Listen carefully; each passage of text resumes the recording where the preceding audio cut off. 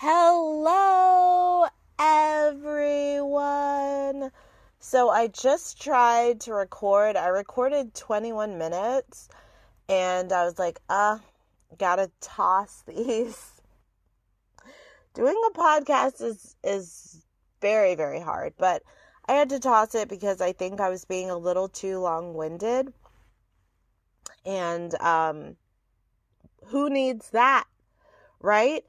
So, one thing I want to say about season 1, because I didn't do a recap for the final 3 episodes of season 1, is that Keyshawn made the right decision in the season finale. And any P-Valley fans who were upset that Keyshawn didn't choose Diamond, you can't really do that on a show on the season finale of the first season. We got to be hooked. We got to be anticipating and excited about when Diamond and Keyshawn do fuck. Like, they can't just already start off that way. So that's what makes sense to me. They didn't get together that early in the entire series. So we open up season 2 at Pussyland, essentially. This guy drives to Pussyland, and there is a bad bitch standing next to L. Isn't his name L? Anyways, standing, I think it's L. I'm losing it. I can't even remember what his name is. Anyway, so the bad bitch standing at the entry point of the Pussyland car wash is Autumn, but because the bitch changed her hair and, tossed that bad hair that Uncle Clifford made fun of her for, I didn't recognize her. I kept looking at the bitch like, this girl really looks like Autumn. And it wasn't until the camera was closer that I realized that it was Autumn. That's how important hair is. Okay? Hair is always going to be one of the easiest, biggest upgrades or downgrades that you could have. So we at this car wash that I want to go to, but I honestly would like a car wash like that with men and in Speedos, their ass cheeks on my windows, and them doing the most on the hood of my car like Magic Mike. So please, somebody steal that idea. Somebody tell that idea to someone who could make that shit happen. I will go and I will pay good money for that shit. As long as the guys are all fucking 10s. So anyways, Mercedes hurt her back. And I think it's because of my guesses on how she hurt, her arm, her back, whatever the hell, she's in pain. I think it's because of all that rough sex that she's having with herself, which I will get to later. Or I blame Patrice. So her mom, Patrice Woodbine, I wouldn't put it past Patrice for her to send somebody to attack Mercedes, to fight Mercedes, because Mercedes fought her. And then now she's injured. 5 months later, she's still in pain. I'm going to just go ahead and say it was Patrice, that Patrice paid someone to fight Mercedes because it was God's will or something. I'm always going to be blaming Patrice for everything. You know what I mean? Because Mercedes, she's in the red with her bank account by $124. How do you think she got in the red? It was Patrice. How do you think Patrice is out here giving away food, having a food bank, and giving out her music? How do you think she paid for that shit? It was probably her going into Mercedes' bank account, okay? And making some withdrawals. I have to blame Patrice Woodbine. But with Mercedes being overdrawn, this is exactly why I have a bank account at the regular bank, and I also got a bank account at the credit union. And I tell everybody, if you want to always know that you are going to be straight in at least one of your accounts, get 2 bank accounts. I mean, it will change your life. You will never be in the red, because when you're in the red with one account, guess what? Use the other account. So anyways, Mercedes, she don't got no money in her account. And let's see here. Autumn, she all of a sudden now that she's the owner of the pink, she's acting brand new. You better not call her yellow if you don't want her to get in your face, because Uncle Clifford calls Autumn yellow, and Autumn threatens Uncle Clifford, says, "Don't you call me that again." It's like, since when has that been a problem? That's what we always been calling you, Autumn. But now that she's the owner of the pink, she is able to check Clifford and check everyone. And you could tell Autumn really has that in her. You know, you could tell she played, you know, she was timid at first, but she is not afraid to get upset and to let you know that you need to step down, because she is here and she's not going to allow any disrespect. And I'm here for it. I'm here for the tension that Autumn and Uncle Clifford are going to have. Because can you imagine that you hire a bitch who performed in your booty battle, and that same bitch who ain't been there long, just been there for freaking months, is now telling you what to do? And Uncle Clifford is feisty, so I'm really loving the dynamic that we're gonna get from them this season. Also, let me see here. Autumn's acting has improved. I'm here for it. And next we got to talk about the mayor. I was feeling Isaiah Washington, and they made the mayor die of COVID. And I don't know, like, I feel like the writers was on some Shonda Rhimes shit, and they wrote his ass off the show because they didn't like his ass. Because Isaiah Washington is a great actor, but he just can't seem to hold a job. And I was looking forward to hating him more on this show. It's like, he was such a good villain, and I'm really disappointed that the vid took him out. Next we got Lil Murda is still obsessed with Uncle Clifford, and Uncle Clifford is out here ghosting Murda straight. She's reading Murda's texts and just keeping Murda on red, and Murda is distraught, picking up his phone like, let me see if Uncle Clifford says something to me. And it's like, obviously not. And it's sad to watch, because you know that they are so into each other. Oh my goodness. So I forgot that Murda is a gangsta until we see that he has a gun in his pants. Shirtless with a gun in your pants. When, as you know, there's this car that rolls up on Murda and asks Murda about music. Now, the man in the back seat of the car that rolls up, sits up and stares at Lil Murda, and that man is going to ruin Lil Murda's life. Okay?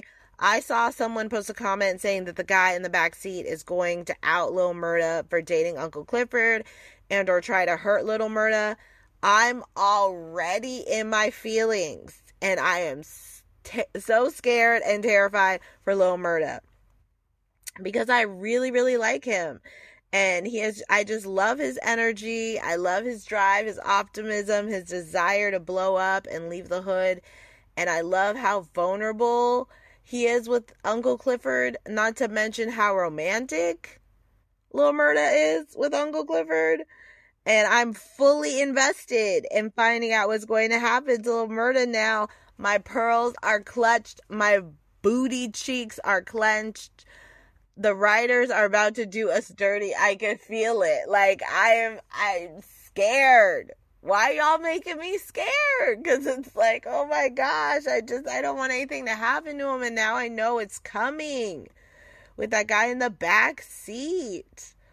Okay, sorry for that whining. I'm just like, don't do this to me.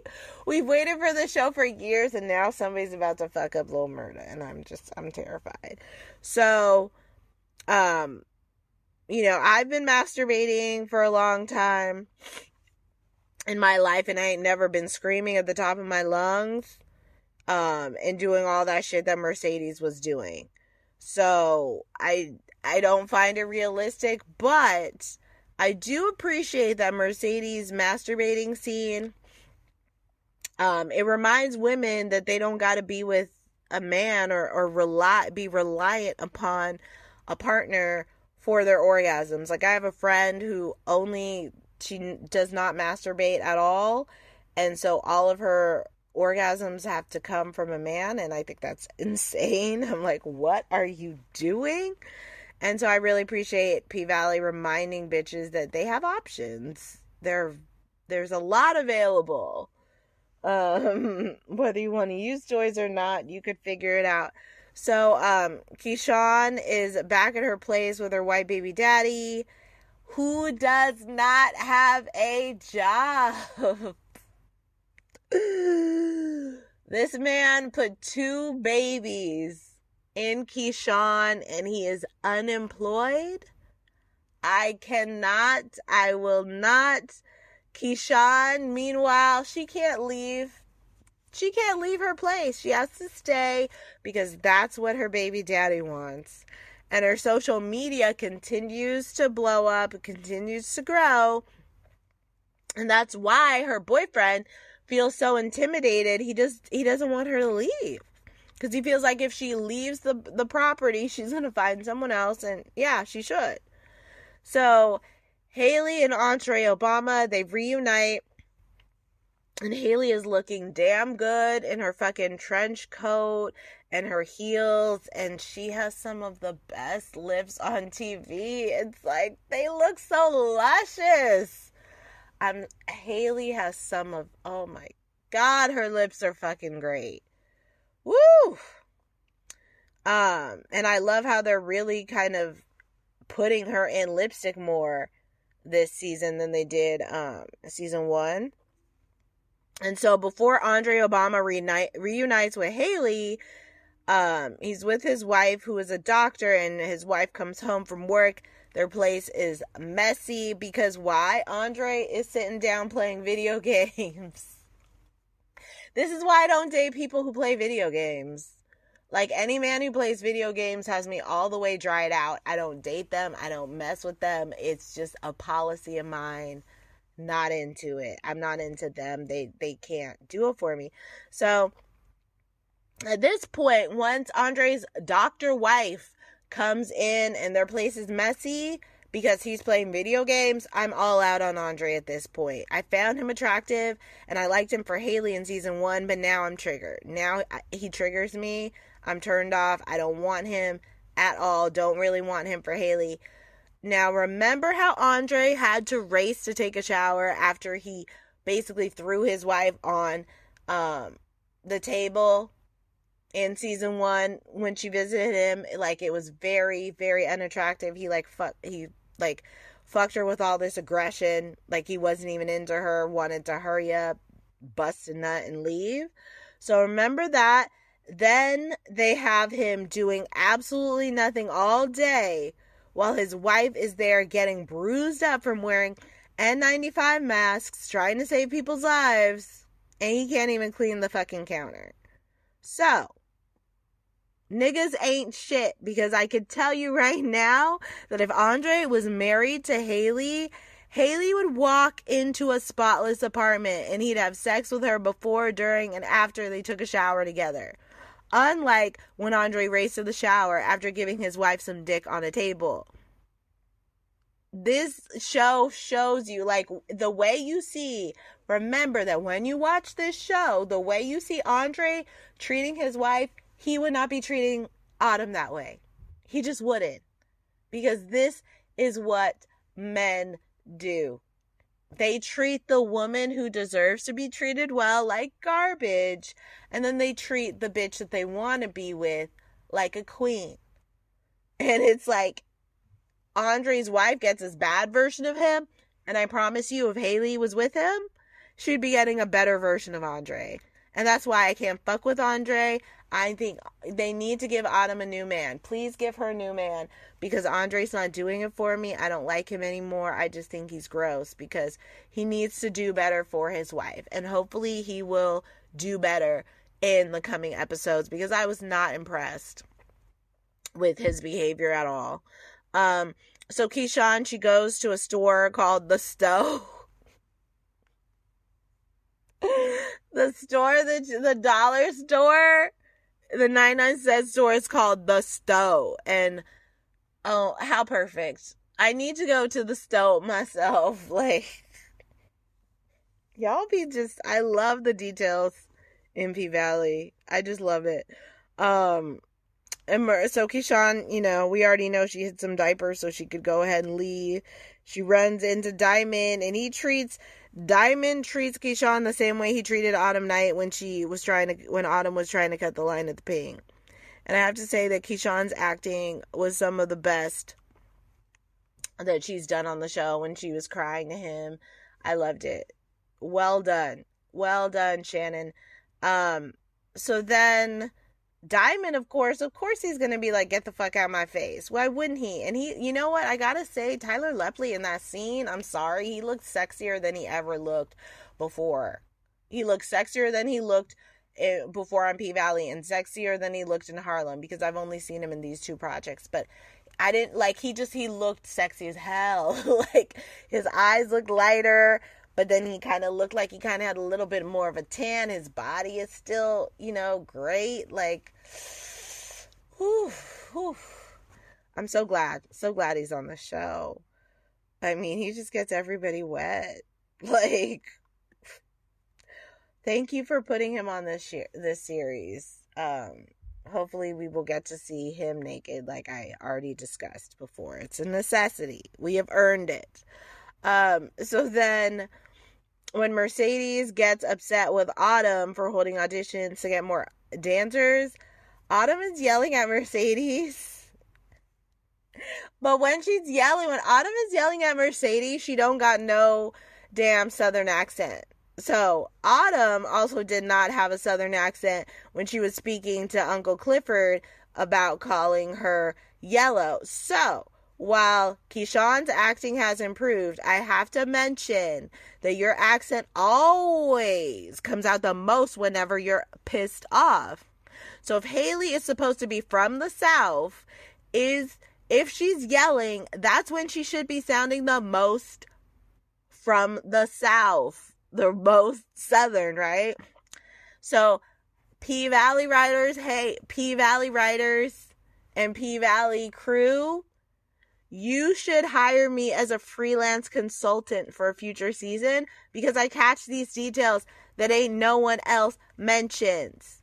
I love y'all. I know that was corny and ghetto, but it's okay. Y'all know that I'm passionate about this show, and it is true that y'all need to, I would be there being like, you know what?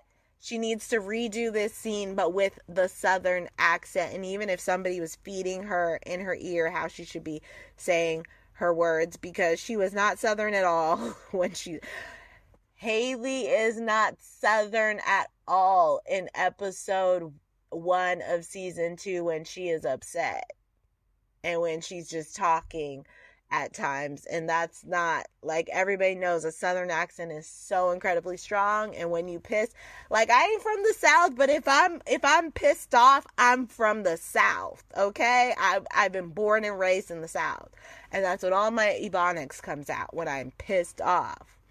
So it's like, you can't have this bitch born in the South and all of a sudden the accent is here and then it's there and then it's here and then it's gone. Like, no, we need consistency from her accent. So why, also I gotta say, why is it that Autumn, who has extensive knowledge in finance, budgets, taxes, managing accounts, and investments, giving all her racks to Uncle Clifford without monitoring how that money is being spent? That is not really adding up for me. Because Autumn is so smart and kind of well versed on money and how to manage, how to run a business. Like, I don't really see Autumn giving money to Uncle Clifford and saying, good luck, do well with this, because Uncle Clifford, guess what she gotta do? Uncle Clifford has to get her wigs, her hair did, her nails. Did you see how she rolled up on Andre? Like, that's where all of Autumn's money is going. So Autumn, don't hold Uncle Clifford responsible for any more of your money because the Pink will be closed down within days. So then we got Keyshawn texting Lil Murda that she wants to go on a 12-city tour. And I gotta say, in what country, bitch? Because your man doesn't even want to let you go outside. So now, this show, P-Valley, you got me terrified for Lil Murda because of the who I think is a homophobic, hating ass, dangerous ass, piece of shit asshole gangster in the backseat of that car. Now I'm terrified for Lil Murda. And now I'm terrified for Keyshawn because Keyshawn really thinks she's about to go on a 12-city tour. Mississippi, you in danger, girl. Okay? So that's all I got for now. I hope to do a prediction episode soon based upon the comments that I read online, but we will see.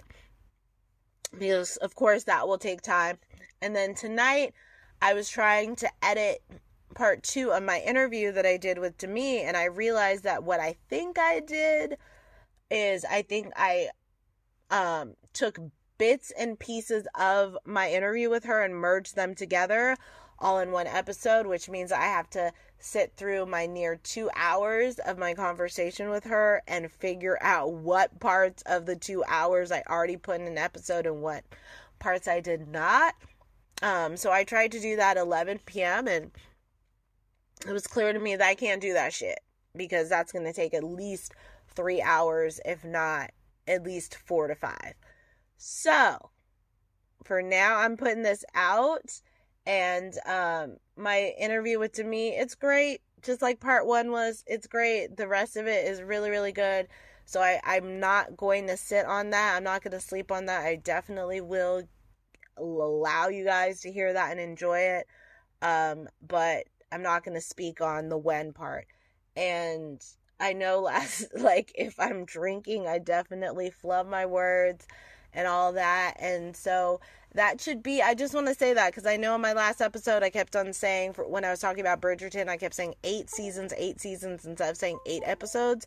And it's like, just come for those flubs. Just enjoy those goddamn flubs because I actually listened to a podcast where the bitch, I swear she mispronounces like at least 20% of the names of people or locations, or she mispronounces a lot of shit that like people have discussed for years or months or days, and I don't know how she's mispronouncing it.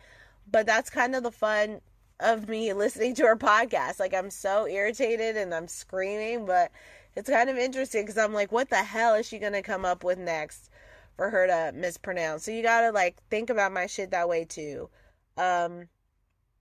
So yeah, like I said, when I recorded this episode early, it was too long-winded, but I have a travel tip, and I like to, I'm trying to ease into starting with more of an intro.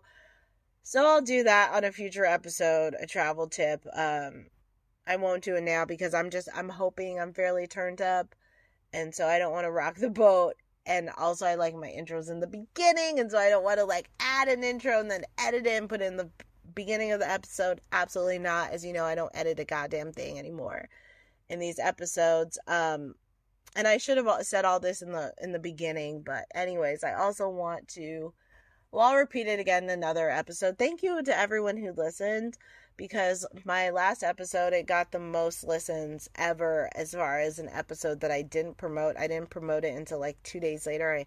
I tweeted about it, and that usually doesn't happen. Like, if I don't promote an episode, I don't really get many listens, and I'm not saying I got like Joe Rogan listens, but it warmed my heart that I did get those listens prior to me promoting it, because obviously most of those people were probably subscribers. So thanks for the support.